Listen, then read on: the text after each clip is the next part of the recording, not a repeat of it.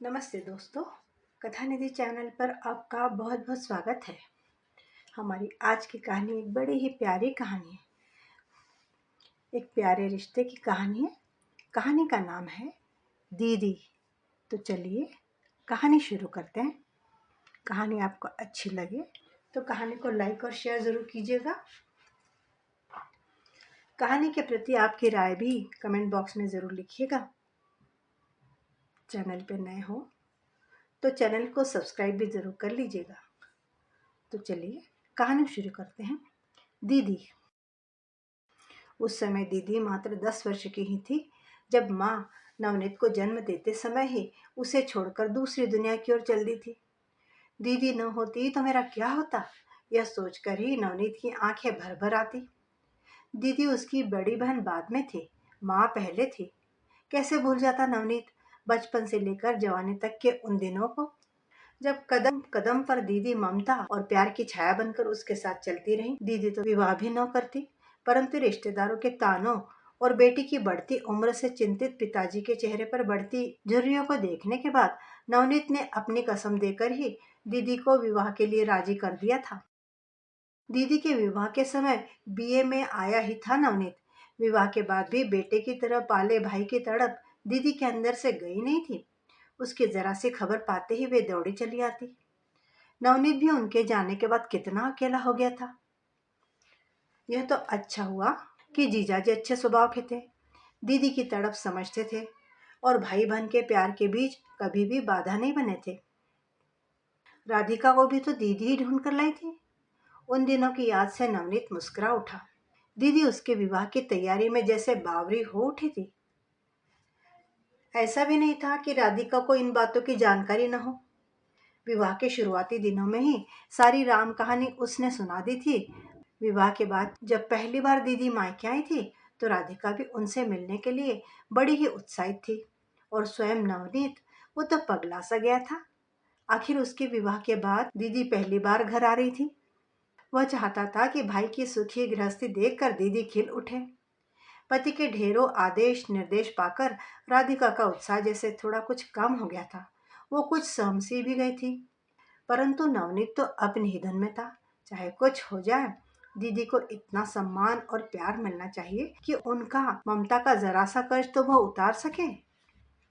दीदी के आने के बाद उन दोनों के बीच राधिका कहीं खोसी गई थी। उन दोनों को अपने में ही मस्त पाकर उनके साथ बैठकर स्वयं भी उनकी बातों में शामिल होने की कोशिश करती, पर नवनीत उसे ऐसा मौका ही नहीं देता। तब वह खींच कर रसोई में घुसकर खाना बनाने की कोशिश में लग जाती। मेहनत से बनाया गया खाना देखकर भी नवनीत उस पर नाराज हो उठता, झल्ला उठता। ये क्या बना दिया, पता नहीं है दीदी को पालक पनीर की सब्जी अच्छी लगती है, शाही पनीर नहीं। फिर रसोई में काम करती हुई राधिका का हाथ पकड़कर बाहर लाकर खड़ा कर देता और कहता, आज तो मैं दीदी के हाथ का बना हुआ ही खाऊंगा, वे कितना अच्छा बनाती है। तब भाई बहन चुहल करते हुए रसोई में मशगूल हो जाते और राधिका बिना अपराध के ही अपराधी से रसोई के बाहर खड़ी रहकर उन्हें देखती रह जाती। दीदी जरूर कभी कभी राधिका को भी साथ लेने की कोशिश करती, लेकिन नवनीत अनजाने ही उनके बीच एक ऐसी दीवार बन गया था कि दोनों औपचारिकता से आगे कभी बढ़ ही नहीं पाई। उस समय तो किसी तरह से राधिका ने हालात से समझौता कर लिया, लेकिन उसके बाद जब भी दीदी आती वो कुछ तीखी हो उठती। सीधे दीदी से कभी कुछ नहीं कहती थी, लेकिन नवनीत के साथ उसके झगड़े शुरू हो गए थे। दीदी भी शायद भाप ही गई थी, इसीलिए धीरे धीरे उनका आना कम होता जा रहा था। इस बार तो पूरे 1 वर्ष के बाद आ रही थी। पिछली बार उनके सामने ही राधिका ने नवनीत से इतना झगड़ा किया कि वे बेचारी 4 दिनों में ही वापस चली गई थी। जितने भी दिन वे रही, राधिका ने बिस्तर से नीचे कदम ही नहीं रखा। हमेशा सिरदर्द का बहाना बनाकर अपने कमरे में लेटी रहती। एक दोपहर दीदी को अकेले काम में लगा हुआ देखकर नवनीत भनभनाता हुआ आया और राधिका से लड़ पड़ा था। तब वह जोर जोर से चीख कर बोलने लगी थी, तुम क्या समझते हो मैं बहाना कर रही हूँ? वैसे भी तुम्हें और तुम्हारी दीदी को मेरा कोई भी तो काम पसंद ही नहीं आता है। कब आता है बोलो? तुम दोनों तो अपनी अपनी बातों में मशगूल होकर काम में लगे रहते, फिर मैं वहाँ क्या करूँगी? बढ़ते बढ़ते बात तेज झगड़े का रूप ले चुकी थी। दीदी कुछ बोली नहीं, पर दूसरे ही दिन सुबह नवनीत द्वारा मिन्नतें करने के बाद भी वो अपने ससुराल चली गई थी। उनके चले जाने के बाद भी बहुत दिनों तक नवनीत और राधिका के संबंध सामान्य नहीं हो पाए थे। दीदी के इस तरह चले जाने के कारण वह राधिका को माफ नहीं कर पाया था। दोनों के बीच बढ़ते तनाव को देख अभी तक खामोशी में सब कुछ देख रहे पिताजी ने आखिरकार एक दिन रात को खाने के बाद टहलने के लिए निकलते समय उसे भी साथ ले लिया था। वे उसे समझाते हुए बोले थे, पति पत्नी के संबंध का अजीब ही कायदा होता है बेटा। इस रिश्ते के बीच किसी तीसरे की उपस्थिति बर्दाश्त नहीं होती है। लेकिन दीदी कोई गैर तो नहीं है पिताजी। बीच में बात काटते हुए नवनीत का स्वर रोष से भर उठा था। बेटा, विवाह के बाद सबसे नजदीकी रिश्ता पति पत्नी का ही होता है। बाकी सारे संबंध गौण हो जाते हैं। माना कि सभी संबंधों की अपनी अपनी अहमियत है, लेकिन किसी भी रिश्ते पर कोई रिश्ता हावी नहीं होना चाहिए, वरना कोई भी सुखी नहीं रहता। तुम्हें बताओ, इतनी कोशिशों के बाद भी क्या तुम्हारी दीदी खुश है? समझाते समझाते पिताजी सवाल सा कर उठे। तो मैं क्या करूं? राधिका की खुशी के लिए क्या उनसे सारे संबंध तोड़ लूं, या फिर दीदी के लिए राधिका से संबंध तोड़ लूं? नवनीत ने असमंजस में आकर पूछा। आप तो जानती हैं कि दोनों ही मुझे कितनी प्रिय है। बेटा, संबंध तोड़ने के लिए कौन कहता है? पिताजी धीरे से हंस पड़े थे। फिर गंभीर होकर बोले, ये तो तुम भी मानते ही होगे कि राधिका मन से बुरी या झगड़ालू स्त्री नहीं है। कितना ख्याल रखती है मेरा। तुम्हारे लिए भी तो आदर्श पत्नी सिद्ध हुई है। भली लड़की है, फिर दीदी से उसकी क्या दुश्मनी है, तुम ही सोचो। आप भी बताइए पिताजी, फिर दीदी से उसकी क्या दुश्मनी है? नवनीत के इस सवाल पर थोड़ी देर तक पिताजी उसे गहरी नजरों से देखने के बाद बोले, कोई दुश्मनी नहीं है। याद करो, पहली बार वह भी कितनी उत्साहित थी जब दीदी आने वाली थी। इस सब के लिए अगर कोई दोषी है तो वह स्वयं तुम हो। मैं? सीधे सीधे अपने को अपराधी पाकर नवनीत अचकचा उठा था। हाँ, तुम तुम उन दोनों के बीच एक दीवार बनकर खड़े हो। कुछ करने का मौका ही कहाँ देते हो। आखिर वो तुम्हारी पत्नी है, वो तुम्हारी खुशी के लिए कुछ भी करने को तैयार रहती है। लेकिन तुम हो कि अपनी बहन के आते ही उसके पूरे पूरे व्यक्तित्व को ही नकार देते हो, जैसे वो हो ही नहीं। पिताजी सांस लेने के लिए तनिक से रुके थे। नवनीत सिर झुकाए चुप बैठा किसी सोच में डूबा सा था। बेटा, मुझे बहुत खुशी है कि तुम्हारी दीदी और तुम में इतना स्नेह है। भाई बहन से कहीं अधिक तुम दोनों एक दूसरे के अच्छे दोस्त भी हो। पर अपनी दोस्ती की सीमाओं को बढ़ाओ। अब राधिका को भी इसमें शामिल कर लो। यह तो राधिका का खुद का घर है। उसे तय करने दो कि वह अपने मेहमान का कैसे स्वागत करती है। विश्वास मानो, इससे तुम सबके बीच से तनाव और गलतफहमियों के बादल छट जाएंगे और तुम सब एक दूसरे के अधिक पास आ जाओगे। अरे, अंदर कितनी देर लगाओगे? राधिका की आवाज जैसी सुनी तो अतीत से बाहर निकलते हुए वह चौंक उठा। अरे, इतनी देर से मैं बाथरूम में ही था। उसे याद आया कि घर में घुसते ही राधिका के बिगड़े बिगड़े से तेवर देखे थे उसने। तब वह भाग गया था कि आज जरूर कुछ न कुछ हुआ है, वरना रोज मुस्कुराकर स्वागत करने वाली राधिका का यह चेहरा उतरा हुआ न होता। ये लो, तुम्हारी दीदी का पत्र आया है। पत्र लिए राधिका के बढ़े हुए हाथों पर सरसरी सी नजर डालकर नवनीत बोला, रख दो, जरा कपड़े वपड़े तो बदल लूं। पत्र कहीं भागा जा रहा है क्या? राधिका की हैरत भरी नजरों का मुस्कुराहट से जवाब देता हुआ नवनीत बाथरूम में घुस गया था। राधिका के उतरे हुए चेहरे का राज भी उस पर खुल गया था। नवनीत मन ही मन सोचकर मुस्कुरा उठा। सोच रही होगी कि आज मुझे हुआ क्या है। दीदी का पत्र हर बार की तरह मैंने झपट कर जो नहीं ले लिया। हर साल गर्मी की छुट्टियों में दीदी के आने का सिलसिला तो बहुत पुराना था, परंतु विवाह के 5 वर्षों में शायद ही ऐसा कभी हुआ हो जब उनके आने को लेकर राधिका से उसकी जोरदार तकरार न हुई हो। बेचारी दीदी, जो इतनी आस और प्यार के साथ अपने इकलौते छोटे भाई के घर थोड़े से मान और सम्मान की आशा लेकर आती थी, राधिका के रूखे बर्ताव और उन दोनों के बीच होती तकरार से अब जरा से दिनों में ही रुक कर लौट जाती थी। अरे, इतनी देर से मैं बाथरूम में ही बैठा हूँ। झटपट नहाकर वह बाहर निकल आया। चाय और गर्मा गर्म नाश्ते की प्लेट उसका इंतजार कर रही थी। नाश्ता करने के दौरान वे दोनों खामोशी रहे।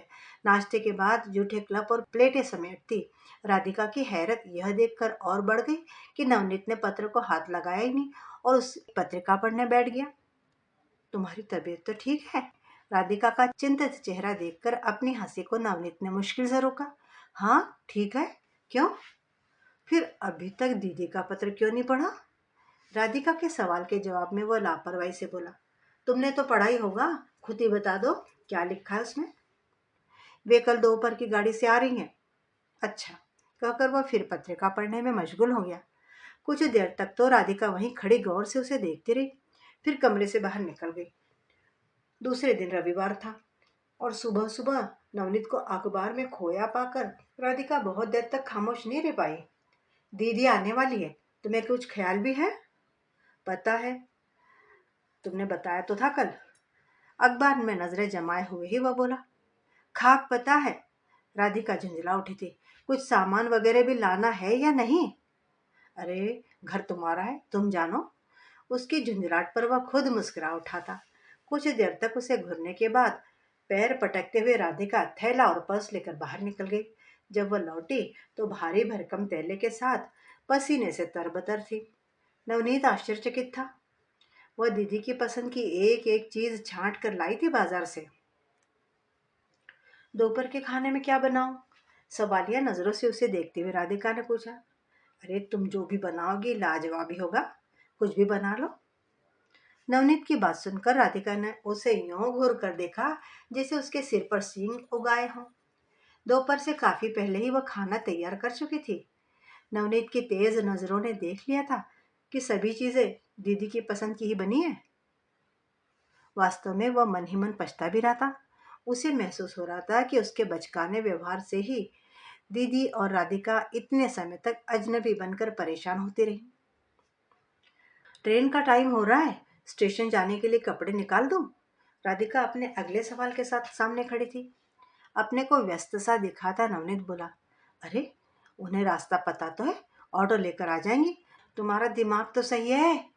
बहुत देर से जमा हो रहा लावा अचानक ही फूटकर बह निकला था। पता है ना कि वे अकेली ही आ रही है, लेने नहीं जाओगे? कितना बुरा लगेगा उन्हें। अरे आखिर तुम्हें हुआ क्या है?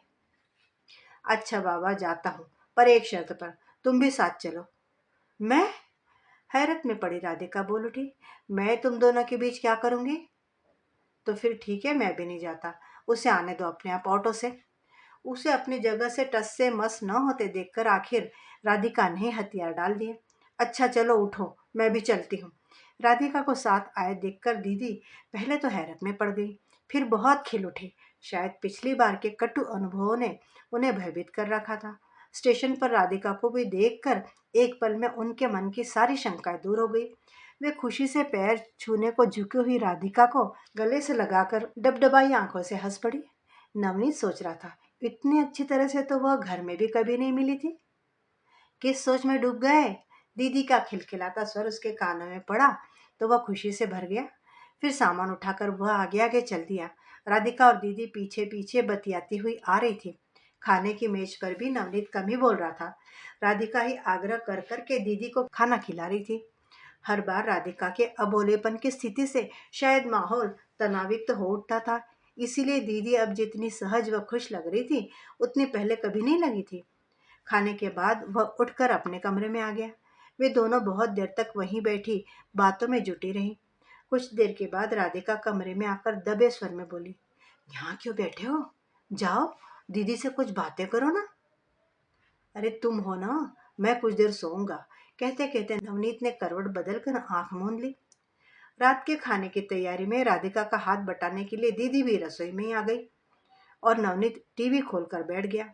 नवनीत की तबीयत ठीक नहीं है क्या? रसोई घर से आता दीदी का स्वर सुनकर नवनीत के कान चौकन्ने हो गए। पल भर की खामोशी के बाद राधिका का स्वर उभरा। नहीं तो आजकल ऑफिस में काम अधिक होने से ज्यादा थक जाते हैं, इसलिए थोड़े खामोश हो गए हैं। आपको बुरा लगा क्या? अरे नहीं राधिका, इसमें बुरा मानने की क्या बात है?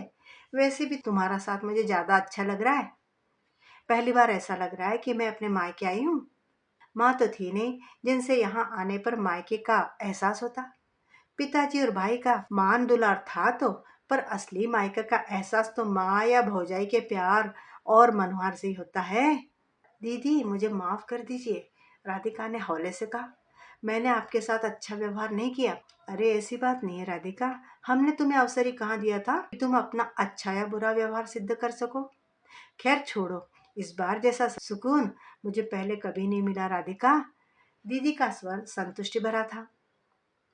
टीवी के सामने बैठे नवनीत का मन भी दीदी की खुशी और संतुष्टि देखकर राधिका के प्रति प्यार और गर्व से भर उठा। सुबह उसके उठने से पहले ही दीदी और राधिका उठकर काम के साथ ही बातों में व्यस्त थी। रात भी नवनीत तो सो गया था। वे दोनों जाने कितनी देर तक एक साथ जागती रही थी। जाने उनके अंदर कितनी बातें दबी पड़ी थी जो खत्म होने का नाम ही नहीं ले रही थी। नवनीत को एक बार फिर अपने मूर्खता पर पछतावा हुआ। बिस्तर से उठकर वह ऑफिस जाने की तैयारी में लग गया। कहाँ जा रहे हो? शीशे के सामने बाल संवार रहे नवनीत के हाथ अचानक राधिका को देखकर रुक गए। ऑफिस? दीदी आई हैं फिर भी? राधिका की हैरानी वाजिब थी। दीदी के लिए नवनीत पहले पूरे वर्ष की छुट्टियां बचाकर रख लेता था। जितने भी दिन वह रहती, वो उन्हें घुमाने फिराने के लिए छुट्टियां लेकर घर में बैठा रहता था। छुट्टी क्यों नहीं ले लेते? हम सब घूमने चलेंगे, राधिका जोर देते हुए बोली। नहीं, इस बार छुट्टियां बचा रहा हूँ। शरारत भरी नजर राधिका के चेहरे पर डालता हुआ नवनीत बोला। क्यों? राधिका के सवाल के जवाब में उसने उसे अपने पास खींच लिया। क्योंकि इस बार मैं तुम्हें मसूरी घुमाने ले जा रहा हूँ। अभी छुट्टी ले लूंगा तो बाद में नहीं मिलेंगी। सुनकर राधिका की आंखें भीग उठी। शायद वह विश्वास नहीं कर पा रही थी कि नवनीत के दिल में उसके लिए भी इतना प्यार छुपा हुआ है। अपने को संभाल कर आंखें पोंछती वह लाड़ भरे स्वर में बोली। मसूरी जाना क्या दीदी से अधिक जरूरी है? मुझे कहीं नहीं जाना, तुम्हें छुट्टी लेनी ही पड़ेगी। अच्छा ऐसा करता हूँ, सिर्फ आज की छुट्टी ले लेता हूँ, वह समझौते के अंदाज में बोला। लेकिन इसके बाद जितने भी दिन दीदी रहेंगी तुम ही उनके साथ रहोगी? मैं अकेले? राधिका घबरा रही थी। मुझसे फिर कोई गलती हो गई तो क्या? उसे सुधार लेना।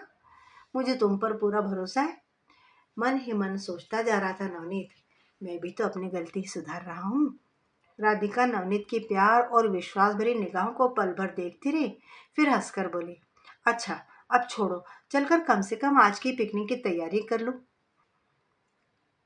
दीदी पूरे 15 दिनों के लिए रुकी थी। राधिका और उनके बीच संबंध बहुत प्रगाढ़ हो गए थे। इस बार पिताजी भी बहुत ज्यादा खुश नजर आ रहे थे। दीदी के जाने का दिन जो जो नजदीक आ रहा था, राधिका उदास होती जा रही थी। आखिरकार जीजाजी के बुलावे के पत्र ने उनके लौटने की तारीख तय कर दी। दौड़ी दौड़ी राधिका बाजार जाकर दीदी के लिए साड़ी और जीजाजी के लिए कपड़े खरीद लाई थी। तरह तरह के पापड़ और अचार दीदी के मना करने के बावजूद उसने बांध दिए थे। शाम की ट्रेन थी। राधिका दीदी के साथ भेजने के लिए तरह तरह की चीजें बनाने में व्यस्त थी। नवनीत सामान पैक करती दीदी के पास आ बैठा। दीदी ने मुस्कुराकर उसकी तरफ देखा। अब तुम कब आ रहे हो राधिका को लेकर? आऊंगा दीदी, जल्दी ही आऊंगा। बैठी हुई दीदी के गोद में वह सिर रखकर लेट गया था। तुम नाराज तो नहीं हो ना? अरे किस लिए? उसके बालों में हाथ फेरती हुई दीदी एकाएक ही उसकी बात सुनकर हैरत में पड़ गई। दीदी, मैं तुम्हारे साथ पहले जितना समय नहीं बिता पाया ना, नवनीत बोला। नहीं रे, बल्कि इस बार मैं यहाँ जितनी खुश रही हूँ उतनी पहले कभी नहीं रही। राधिका के होते मुझे किसी भी चीज की कमी महसूस नहीं हुई। एक बात बताऊं, मुझे बहुत डर लगता था। तेरे इतने प्यार जताने के बाद भी लगता था मेरा भाई मुझसे अलग हो जाएगा। कभी कभी सोचती शायद मेरे आने की वजह से ही राधिका और तुम्हारे बीच झगड़ा होता है। तुझे देखने के लिए मन न तड़पता तो शायद यहाँ कभी आती भी नहीं। राधिका के इस बार के अच्छे व्यवहार ने मुझे एहसास दिलाया है कि भाई तो अपना होता ही है, पर भौजाई को अपना बनाना पड़ता है, क्योंकि वह अगर अपनी ना हुई तो धीरे धीरे भाई भी पराया हो जाता है। आज मैं सुकून महसूस कर रही हूँ। राधिका जैसी अच्छी भाभी के होते मेरा भाई कभी पराया हो ही नहीं सकता। इस सबसे भी बढ़कर पता है उसने क्या दिया है मुझे? क्या?